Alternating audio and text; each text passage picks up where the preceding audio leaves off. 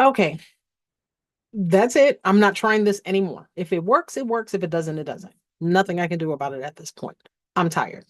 It's 8:46 my time, 9:46. I am almost an hour late to my life. But I don't think anybody was there. But I know you're here now because you're watching it.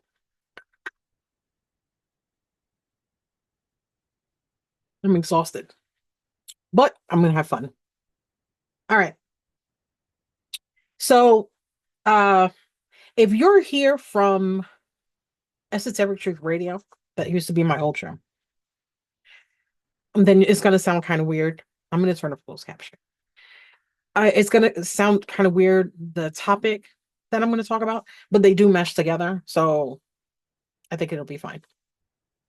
So recently, due to world events, um,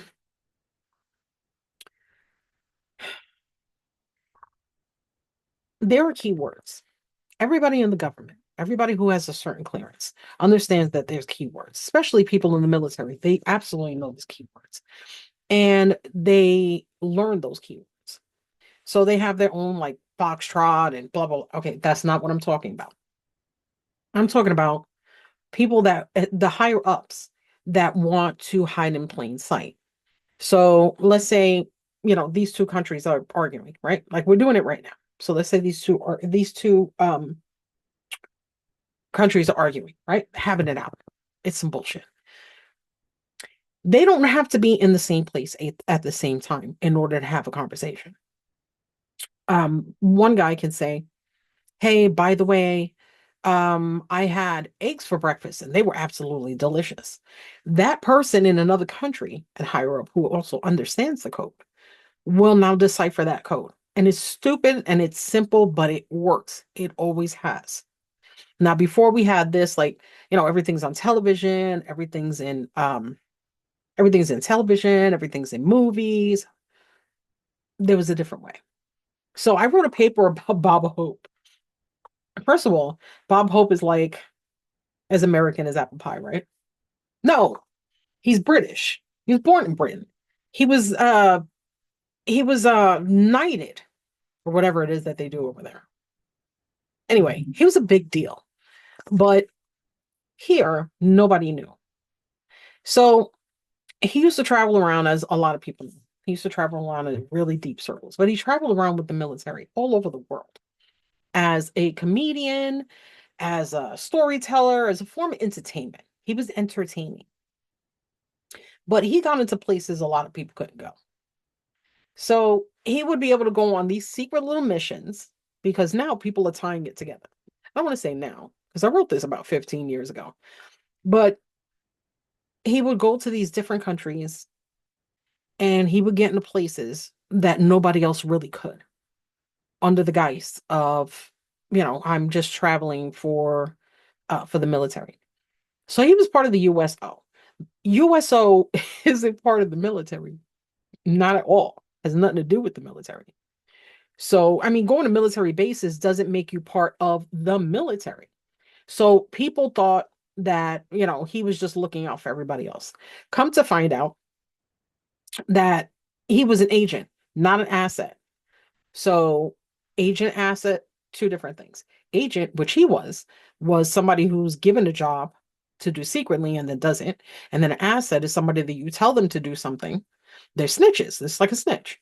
And, it's a quid pro quo, right? So you tell them to do something and then you get something in return. That's kind of how the asset part works. And we're going to cover that in a little bit. Even though I'm late, and I know you don't know that, I'm just telling you because I'm stressed out. Even though I'm late, I'm going to stay here as long as I feel like it. So I am going to take intermissions. I'm going to pause every once in a while so I can get up and get something to drink. Okay. So let's get to the point here. There's a lot of little points, but they're all super important. So I want you to pay attention.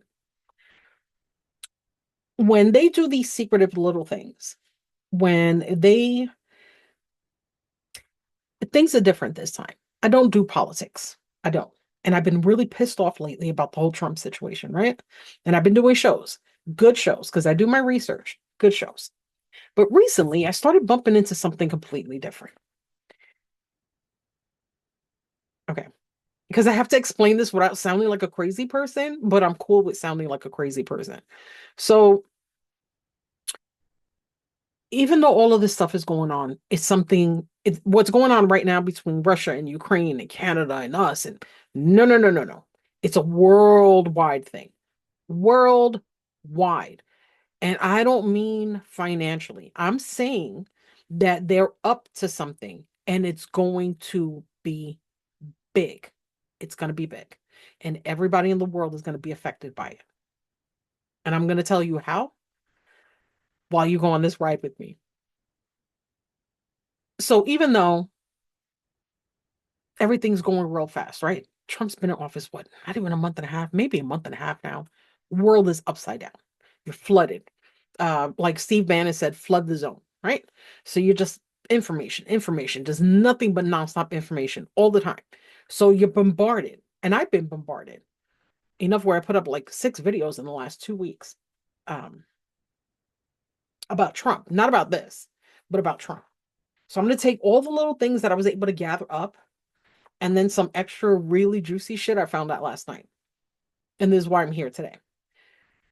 So forgive the technical difficulties. From now on, I'm going to do streams like this. I don't think I'm going to do lives. They never work for me. I don't know why, but you still get to see my face and my cute little hat with the ears on it. And you still get to hear a ton of information. Whether you're listening to me on the radio, like a really good friend of mine who's a trucker. Shout out to him. Or you're gonna watch this on one of my other platforms. And by the way, if you do like my information and you do want more of this, then by all means, it's free to press the follow button. It's free to press the like button, and it's free to subscribe. So here are my platforms. Lovespiracy on YouTube, Trinity Lovespiracy on Spotify, Lovespiracy on Facebook, Necessary Truth Radio on Facebook, and Lovespiracy, Trinity Lovespiracy on Rumble. You can find me at all those places. Here's the key. If you've been here this long, and I don't know how long I've been doing this, for the last couple of minutes, here is the secret to following me. YouTube has rules.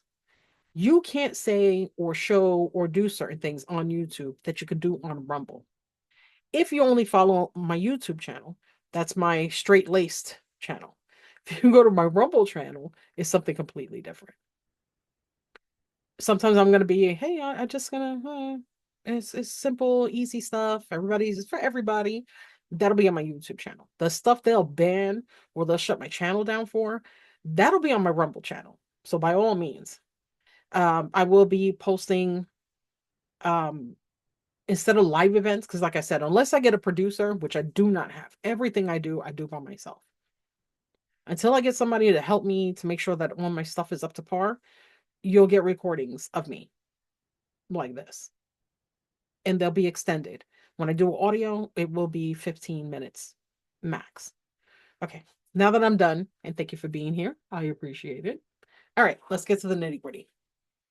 So this is a worldwide thing. I did a show not so long ago discussing Ivana Trump. So I want to talk about Trump's part on this stage right now in this moment and how he got here. It wasn't down as the golden escalator. It wasn't any of that. None of that. It's something completely different. He has been a Russian asset since 1979 to 1980. Okay. So Ivana was Czechoslovakian. And I know I didn't say that right, but she's Czechoslovakian. Anyway, they met, they fell in love, whatever. I think about a year and a half in, he married her. She used to come in and out of the country constantly to where she used to live. Now, let me make some certain points so you understand that in the 70s and 80s, it was bunkers. You could go anywhere. You could do anything. You could walk in there with a machete in one hand and a machine gun in the other and get on a plane. Nobody cared about anything. Nobody, ever. So everybody was free to roam all over the place. Like we weren't the way that we are today. Okay. She kept going back to her family and stuff like that. So according to this guy's book, oh my God, I forgot his name.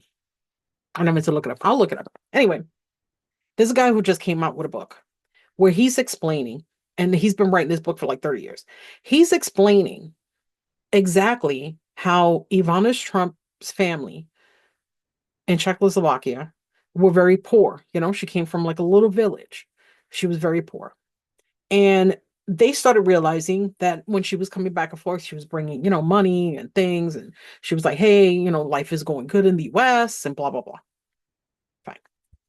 So apparently, from point A to point B, she was intercepted at some point before they got married. She was intercepted. Trump had status, Trump had money. Trump was in very, very serious circles at that time when he married her. She was a very smart businesswoman. She knew how to do things on her own. She listened, she watched, she paid attention, she internalized, she put out. That's what she did. Smart as hell. Okay, I had to put that out there. By her being intercepted at some point and being offered things, because that's how everybody does things. Never think that the powers that be don't know how to get to you. They do. It's money, it's status, it's things. That's how Trump got in. That's how Trump got in. It wasn't that he was a nobody. He was, but he had status because of his father. And then, he gets this money and then he starts screwing up, screwing up, screwing up, screwing up. He can't do that. If you learn anything about Donald Trump, his dad would be rolling over in his grave. And I'm talking about back then because he was losing money. It's like, how did I teach you all of these things and you can't seem to like get it right? And that's why he's got this narcissistic thing that his name has to be on everything. That's upbringing. Your parents can really fuck you up. Okay. And yes, they will be cursing. If you don't like it, shut it off now because it's not going to end. All right. Anyway, so he goes ahead. He meets her. She's like, I heart you forever. He's like, yes, I love it. Let's go. Let's get married. Right. She's, beautiful and everything. Fine. He goes, he gets involved. About a year and a half into their marriage, she's intercepted again. She's told that she needs to talk to Trump about running for political office. This was in the early 80s. Oh, this was in the early 80s. Trump tried to run for president. Well, he didn't try to run. He was talking about himself in politics in the very, very early 80s. And this is before he became, no, I'm sorry. He was always a piece of shit. But before it really got advanced, before it really got out of control, he was pretty much learning the ropes. So he's starting to make investments. He's starting to do things. He's bleeding money. He's bleeding money. Everybody in those inner circles that were like, let's take him in because he's generationally wealthy. Let's bring him in our circle. They started seeing the bad mistakes he was making, and people are starting to, side eye him a little like, I don't know if I want to give this dude my money. Then comes Ivana and says, you know what? Maybe you should look into politics. Maybe real estate's not for you. Maybe being bigger and being better, maybe that's your true calling. He goes, he's on TV because there's video. He's on TV. He's telling people that he's considering it, right? Because he always has to make a show out of everything. So he says that he is considering it. He kind of just drops it. He doesn't talk about it anymore. During this time, they realized how easy it is for him to be duped. They knew they got something, and it was real good. So he goes into play. He starts doing whatever the hell he wants to do. He's getting financial backing. So what this guy is saying is that Trump was backed by the Saudis back then. He's always been borrowing money. That's why he can't pay anybody back. He borrows, he borrows, he borrows, he borrows, he borrows. He's like a gambler, or like a drug addict. He just doesn't stop. So he winds up taking all of this money And they're like, look, we'll give it to you. And mind you, please keep in mind, Trump couldn't go broke. He couldn't go broke. That was not an option. He would do anything not to go broke, not to dirty up his father's name. That was his main concern. So if I come up to you and I'm like, hey, I'm gonna give you this money, I just need you to, it's little things, right? That's how it starts. It's like if you ever watch those little public service announcements when they were kids, and like there's some guy, he's leaning on a building and this little kid walks by and he's like, hey kid, what are you doing? Hey, you want to try some crack? And the kid's like, what? He's like, here, just take it for free this time because you'll be back. That's what happened with Trump. They gave him something. They said, you just got to start off small. It's like the mob. Just do this little thing. That's all right. Nobody's going to pay attention. Nope. He got bigger into it, bigger into it, bigger into it. And it wasn't just that he was borrowing money, he was also claiming things that he couldn't provide. And like he does now, like he's always been doing. If you ever listen to him talk, you know that that's what he does. This is why World War III is so important and where he plays a key. I can't bring up Trump as much as I'd like to without first telling you how Trump came to play. Because for people that don't look, or people that miss the mark, or the people that get flooded by the zone of bullshit constantly on TV, you're going to miss these parts.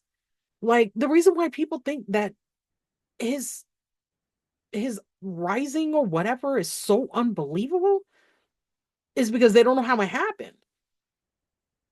When you realize that his wife got him in, you realize she came from a very tiny place. She was obviously offered things. He's been an asset for a very long time, not just for Russia, but for the Saudis, always. So let's go. Let's keep moving forward. He gets really full of himself. He starts showing his ass all over the place, right? He's all over New York. He's making casinos, but now he's running his mouth. Before he was the money, but he didn't talk. Not as much as he talks today. So people didn't take him seriously. So he started saying some real out of pocket stuff. Stuff that you say indoors, you don't say outdoors. You shouldn't say it all, but you definitely shouldn't be saying it outside. Instead of internalizing his hate, he started spewing it out loud in front of newspapers, in front of any audience that would listen to him, anybody. He didn't care who it was. And it was a good thing, by the way, because people still don't know 90% of the stuff that he's done over the years. None of this is new. But for me to get involved all of a sudden and not give a shit about politics my whole life, it's because I can hear the key words. I hear what they're saying. They're having private conversations. They're doing it on TV. I'm going to give you a quick example. I didn't know what the coalition of the willing was. Everybody keeps saying it, right? I was like, it sounds really fancy, like it sounds like some covert shit, right? So I'm like, okay, I got to find out what the coalition of the willing is. So of course, I'm like, boop, boop, boop. I didn't have my VPN on. I was like, ugh. So I log out of my stuff. Now, mind you, when I did it on Google, it was just, people will help you out, blah, blah, blah. This is not being sidetracked about what I'm about to say. Not sidetracked at all. Please keep in mind, I'm talking about a worldwide event. When I got on my VPN, it put me in the Netherlands. When I put in the Coalition of the Willing, there is literally another one called the Coalition of the Willing. Now, if you know any brand, it doesn't matter if it's governmental or not, you can't take a name like that. You can't take something associated with something that big. But it is. Give me a second. I promise you, I have been doing my homework. So I didn't know what the Coalition of the Willing was in the first place. So I was like, okay, there's got to be something that I'm missing. There has to be.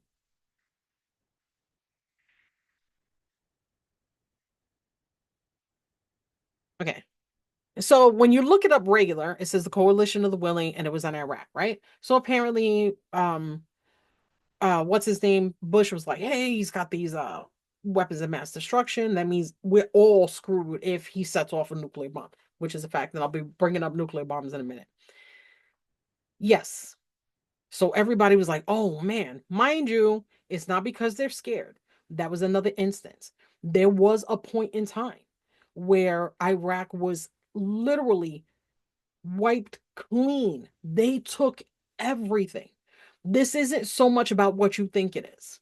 This is why I'm saying it's so important. Okay. I knew I'd find you. Okay. No, you can't access my location. Okay. So anyway, let me cover this really quick before I read to you what I want to read to you. Because I'm going to try to chop this up into segments, but for some odd reason, it is supposed to have a timer to tell me how long I've been talking and I can't figure it out. I don't want to drag on for hours and then have to edit it. Okay, anyway, I'll do it really quick. And then I'm going to pause and I'm going to come back. So, okay. So, the Coalition of the Willing, what it started, they're saying it started mostly after the Iraq War, right? Shock and awe. So, they were like, okay, well, this is what's happening. You know, we're going to need everybody's help, blah, blah, blah. So, if now I'm going a little bit into politics, I'm going a little bit into World War III, and I'm going very esoteric with this part. Very hidden types of information about what really happened in Iraq and what it turned into and how we got here again today. And the word the coalition of the willing is back up. And now that there's two coalitions of the willing and what the second one is actually doing. If you look this up, please use a VPN. Do not, I look up some weird stuff. I always use a VPN. Use a VPN. You should get one anyway. Doesn't matter what you're looking up. Use a VPN. When they get the world together, that's a big problem. I'm going to come back. I'm going to not just tell you about the Coalition of the Willing. I'm going to read verbatim what they do and how it affects the entire planet. And all I ask is before you click on the next video, and don't cheat, go into the comments and tell me no cheating. Tell me what you think another organization or agency would have the exact same name of the Coalition of the Willing. Nobody in the government seems to care. It's a worldwide phenomenon. And I think it also is one of the key words that they're using on TV. I think it's a key word that they're throwing around, but that they're talking to somebody else, not to each other. So I'm going to go ahead and I'm going to get my Coalition of the Willing stuff. I don't want to drag these out. Like I said, I don't know how long I've been here. I'm going to try to time myself. It's a 9:09. I'm going to come back with the Coalition of the Willing. So again, I ask you, don't cheat. What could possibly be called that? Now, I already told you what the Coalition of the Willing actually means. If you want to look that up, look that up.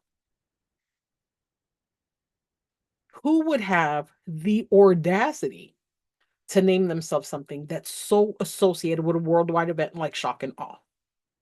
It wasn't just the United States and it wasn't just Iraq.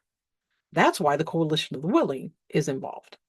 So hopefully we leave that right there in the comments. And I will see you in just a few minutes.